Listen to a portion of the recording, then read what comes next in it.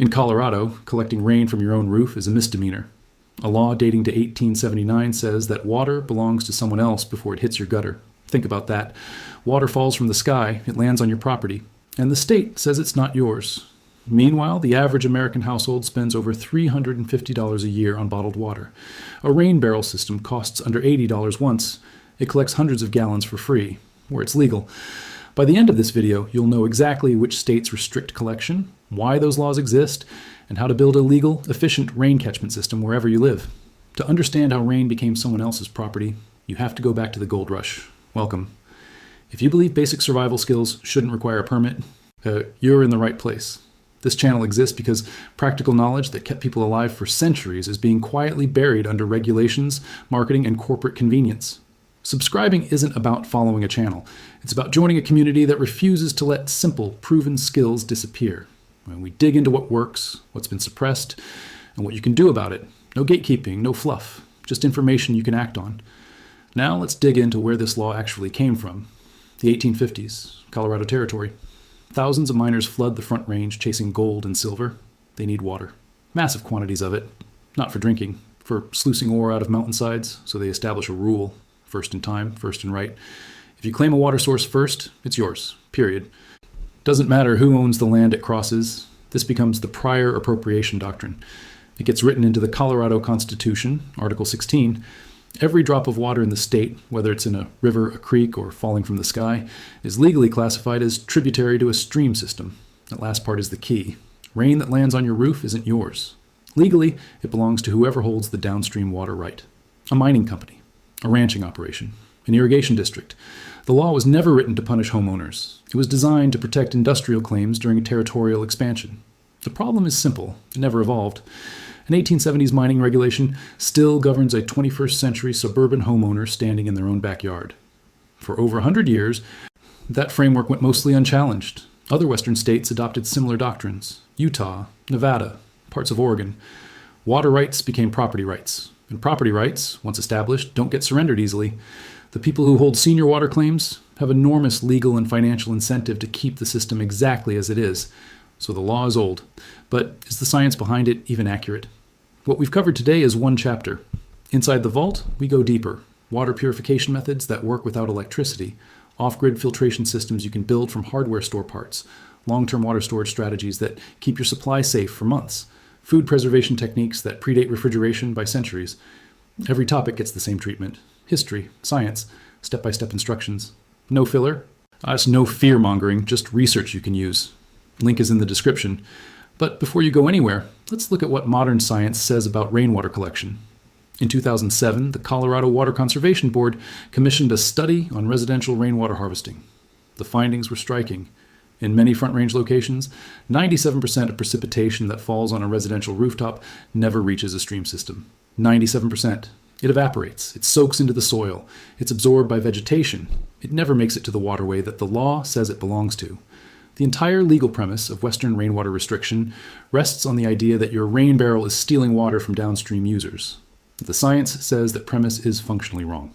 Almost none of that rooftop water was going downstream anyway. The Environmental Protection Agency has acknowledged rainwater harvesting as a stormwater management best practice across most of the country. Capturing rain off your roof actually reduces runoff, which reduces erosion, which reduces pollution in waterways. The federal government's own agency says this practice is beneficial. And yet, state laws still treat it like theft. Colorado eventually budged, slightly. In 2009, House Bill 09-1129 created a tiny exemption for certain well owners. Then in 2016, House Bill 16-1005 expanded it. Colorado residents can now collect rainwater in 2 barrels. Maximum total capacity, 110 gallons? That's it, 110 gallons. In a state where 1 inch of rain on a modest roof produces 600 gallons. If the science doesn't support the ban, who does? The global bottled water market exceeds $94 billion.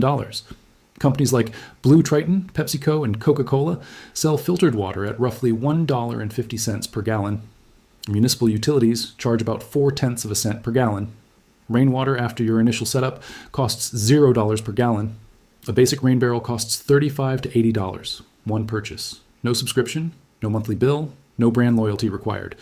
And that's the problem. There is no commercial incentive to promote rainwater harvesting. You can't patent rain. You can't patent gravity. You can't patent a barrel. Well, no corporation can build a recurring revenue stream from a practice that requires one purchase and then works indefinitely. There's no quarterly earnings call where an executive announces growth in the rainwater barrel sector. Think about who funds water policy lobbying: utility companies that bill monthly, beverage corporations that sell by the unit, agricultural operations that hold senior water rights worth millions. Now think about who funds rainwater harvesting advocacy: almost nobody, because there's no money in it. The simplest solutions stay the most obscure because no one profits from promoting them. That's not a conspiracy theory. That's market economics. If you're watching this and you've made it this far, you're already thinking differently than most people. That matters. If this kind of research is useful to you, hit subscribe, not because we're chasing numbers, because every person in this community makes it harder for practical knowledge to disappear. Share this with someone who pays a water bill and has a roof. That's the mission. Now stay with me, because we need to talk about what rain barrels can't do. I want to be straight with you. Rainwater harvested off a roof is not safe to drink without treatment. Your shingles shed chemicals, birds leave droppings, atmospheric pollutants settle on every surface. You need filtration and disinfection before that water touches your lips. That's non-negotiable. Storage volume is limited by your barrel size and local rainfall. If you live in an arid climate, you'll collect far less. A single 55-gallon drum won't replace your municipal water supply. It supplements it. And the legal question is not optional. You must check your state's laws before you build anything. In most states, residential rainwater collection is fully legal. Some states even offer tax incentives. But a handful still restrict volume, method, or use. Compliance comes first. Always. Here's the thing. Your ancestors didn't have municipal water lines. They collected rain, they treated it, and they stored it for millennia. The skill isn't the problem. The limitations are real, but the system is manageable. Every concern I just named has a practical solution. Now, let's build one. Materials. One food-grade, 55-gallon drum. You can find these at feed stores, beverage distributors, or online for $20 to $40. Make sure it previously held food product, not chemicals. One mesh screen to cover the intake opening. Fine enough to block mosquitoes and debris. One spigot, 3/4 inch threaded brass or plastic. One downspout diverter to redirect flow from your existing gutter system. One overflow hose to handle excess water when the barrel is full. 2 cinder blocks for elevation. Total cost, $35 to $80 depending on sourcing. Step 1. Position your 2 cinder blocks on a flat, stable surface directly beside your chosen downspout. Stack them to create a platform roughly 16 inches high. Elevation matters. You need gravity to generate water pressure through the spigot. Step 2. Place your barrel on the cinder block platform. Confirm it's stable and level. Step 3. Cut a hole in the top of the barrel, approximately 6 inches in diameter. Secure your mesh screen over this opening with a hose clamp or adhesive-rated zip ties. This prevents mosquito breeding and keeps leaves out. Step 4. Install your spigot near the bottom of the barrel. Drill a 3/4 inch hole approximately 2 inches above the base. Thread the spigot in with plumber's tape for a watertight seal. Step 5. Install the downspout diverter on your gutter's downspout at a height that aligns with the top of your barrel. Route the diverter hose into the screened opening. When the barrel fills, the diverter automatically redirects flow back to the original downspout path. Step 6. Attach your overflow hose to the upper side of the barrel. Direct it away from your foundation toward a garden bed or permeable surface. When the barrel reaches capacity, excess water exits safely. One additional recommendation. Install a first flush diverter. This is a simple vertical pipe that captures the first gallon or 2 of runoff from each rain event. That initial flush carries the highest concentration of roof contaminants. Diverting it away from your barrel dramatically improves water quality. These cost $10 to $20 and install inline between the downspout and the barrel intake. Now the math. 1 inch of rainfall on 1,000 square feet of roof generates approximately 600 gallons of water. Your 55-gallon barrel won't capture all of that, but even partial collection, repeated across multiple rain events, adds up fast. For garden irrigation, washing outdoor equipment, filling animal troughs, or emergency reserve, that water is invaluable. And it costs you nothing after setup. 1 barrel. Under $80, hundreds of gallons. And let's step back and see the full picture.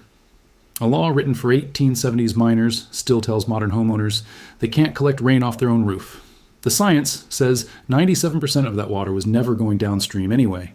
A $94 billion industry profits from selling you something that falls from the sky for free. And the method to collect it is so simple, it predates written history. This isn't about defiance, it's about informed independence. Know your state's laws, build within them, understand the history behind the restrictions, and make your own decision about how you source your water. Next video, we're covering water purification. Specifically, 3 methods that work without electricity. using materials you can store for years.